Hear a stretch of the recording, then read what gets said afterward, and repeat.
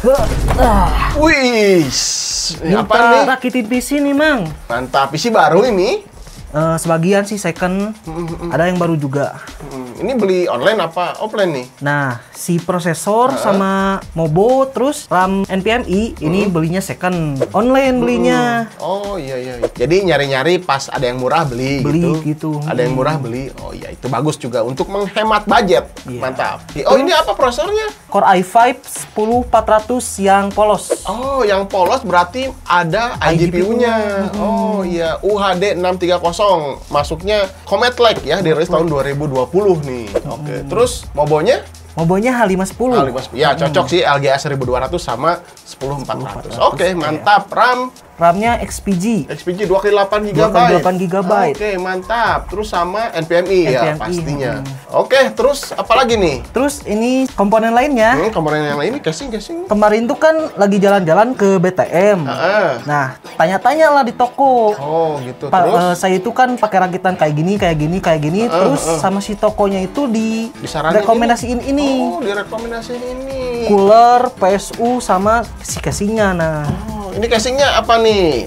Aquaron Duplex One RGB. Oh, ini yang baru mungkin ya? baru ini. Oh iya. Memang sih kalau misalnya di toko gitu suka disaran-saranin.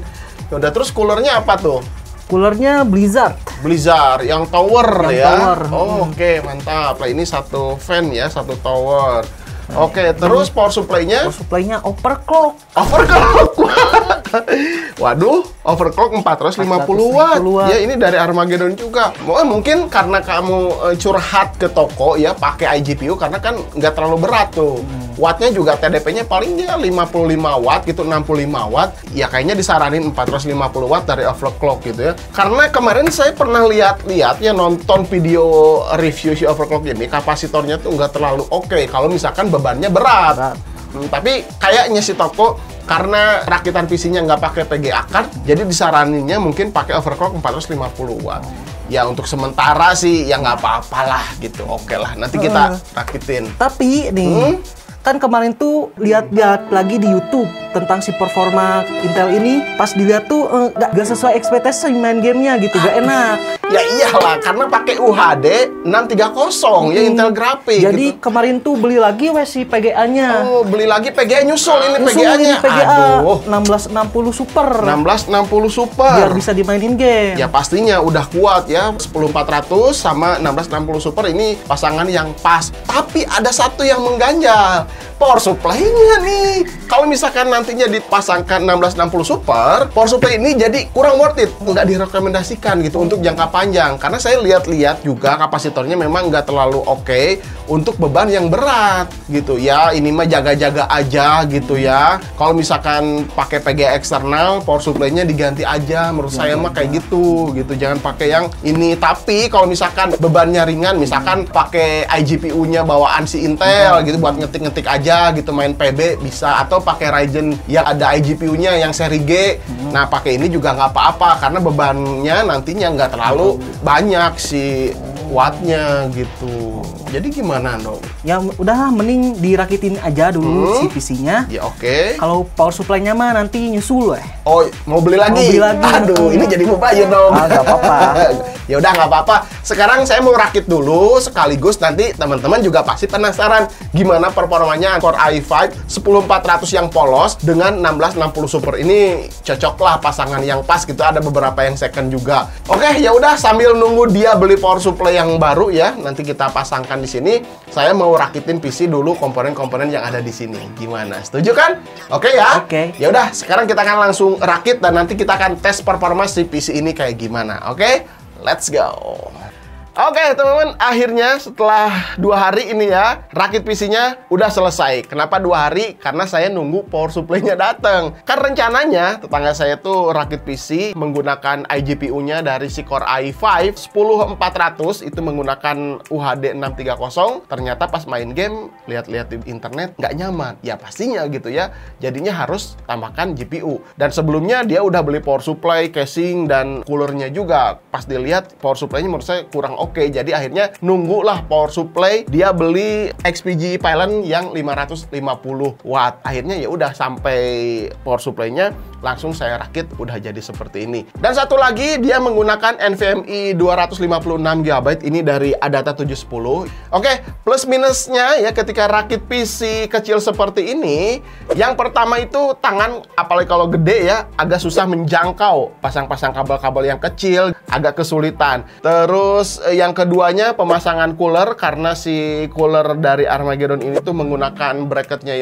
yang universal. Jadi ya kita harus pintar-pintar lah ya ngepasin pengaitnya gitu ya ke si motherboardnya. Terus untuk memori RAM aman, untungnya nggak terbentur sama fan ya, jadi masih masuk. Untuk urusan GPU pemasangannya juga casingnya ini udah support GPU dual fan, jadi semuanya masuk. Terus untuk airflow nanti kita akan tes di pengujian gimana si airflow casing dari Aquaron Duflex One AirGB ini. Gitu teman-teman. Jadi saran saya sih, kalau kalian mau rakit PC, mending ya kalian tuh tentuin dulu prosesor dan GPU-nya dulu. Jangan langsung yang murah beli. Motherboardnya murah, beli. Prosesornya murah, beli gitu kan. Akhirnya nantinya ketika ya konsultasi ke toko atau konsultasi ke teman, ya disaraninnya ya sesuai dengan spek yang di awal tadi. Ya salah satunya tetangga saya ini gitu ya, awalnya pakai iGPU-nya, jadi disarankan power supply yang biasa-biasa aja, apalagi khususnya dari si overclock itu ya. Dan kebetulan dia kemungkinan masuk ke toko yang jualnya si Armageddon ini, jadi disarankan pakai casing Armageddon, cooler Armageddon, dan power supply-nya Armageddon. Jadi itu hati-hati ya teman-teman, kalau misalkan mau rakit PC, saya sarankan kalian tentukan dulu CPU, GPU, motherboard, lalu peripheral yang lain. Oke, total keseluruhannya saya akan simpan di sini, dan ini harganya menurut dia sendiri ya. Jadi cerita ke saya total keseluruhannya sekitar segini. Nanti saya juga belum ngobrol, saya akan simpan aja di sini. Kebanyakan menggunakan komponen second. Kalau misalkan kalian mau cari referensi rakitan seperti ini, boleh juga, nanti saya akan simpan linknya di deskripsi. Sekarang kita akan langsung saja tes gimana performa si Core i5 10400 plus GTX 1660 Super di pengujian gaming. Let's go. Game pertama teman-teman, kita tes dulu Horizon Zero Dawn. Lihat dari Core i5 10400, di sini udah 50%-an, naik sedikit ya. Suhunya lumayan cukup adem di 58 derajat Celciusan. Watt CPU juga di 40 sampai 50 watt ya, karena TDP-nya maksimum di 65 watt aja. Terus untuk GTX 1660 Super-nya di sini suhunya oke ya, walaupun second juga suhunya masih 67 derajatan, dan usage-nya juga udah hampir mentok ya, 97-98%-an. Watt GPU 122 watt, ya cukup normal karena full load-nya di 125 watt. FPS juga di atas 60 ya, 70 FPS rata-ratanya masih oke. Untuk watt keseluruhannya kalian bisa lihat di pojok kanan layar, mungkin rata-rata sekitar 240 atau 250 naik turun lah ya. Suhu oke, dan watt juga nggak terlalu boros dengan performa yang dihasilkan.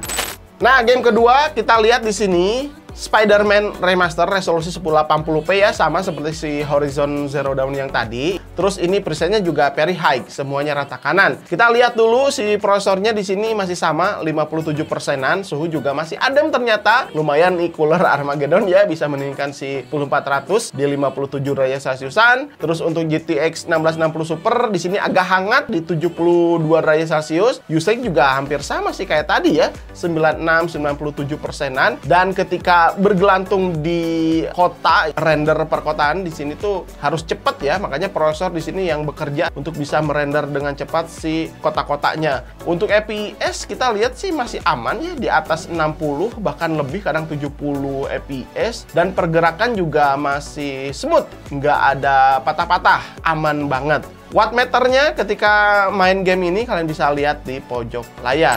Game ketiga RDR2, resolusinya sama 1080p. Untuk presetnya di sini high to ultra ya, nggak semuanya rata kanan karena saya ngejar di atas 60 fps aja. Kita lihat si Core i5 10400-nya di sini masih di 63%-an ya, suhunya 60 derajat Celcius. Wattnya di sini agak tinggi ya, 51 sampai 54 watt. Untuk GTX 1660 Super masih tetap adem suhunya seperti tadi ya 6970.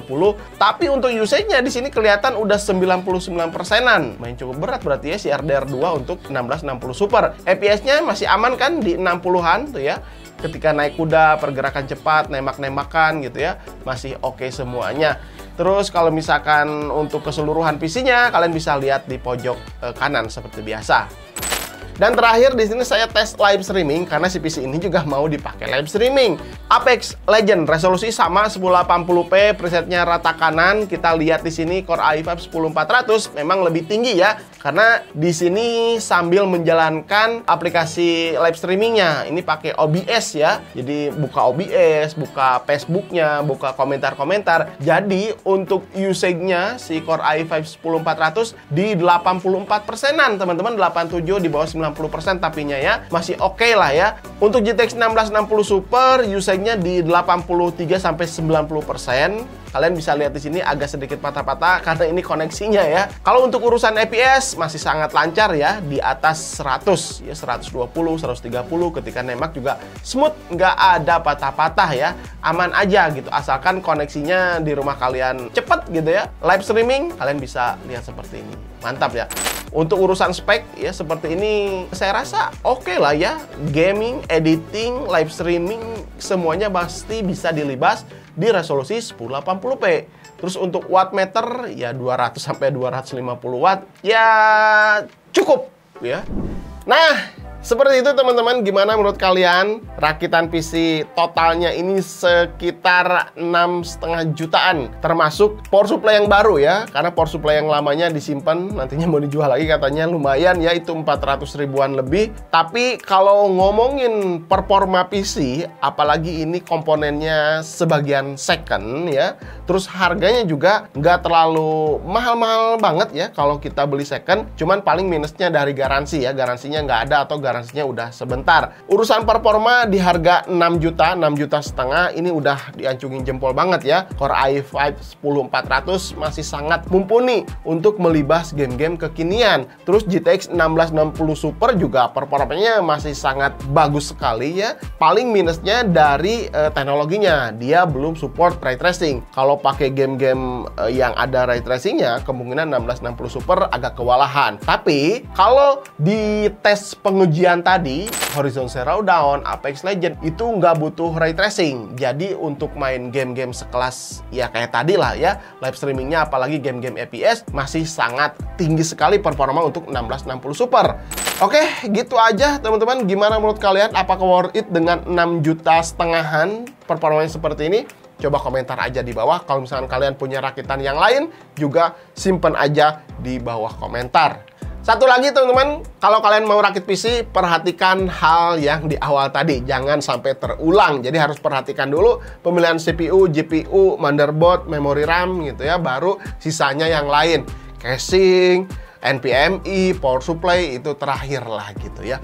Oke, sampai ketemu di video berikutnya. Mudah-mudahan video ini bisa bermanfaat untuk kalian. Saya Randy Adhas, kelas IT. Assalamualaikum warahmatullahi wabarakatuh. Salam teknologi.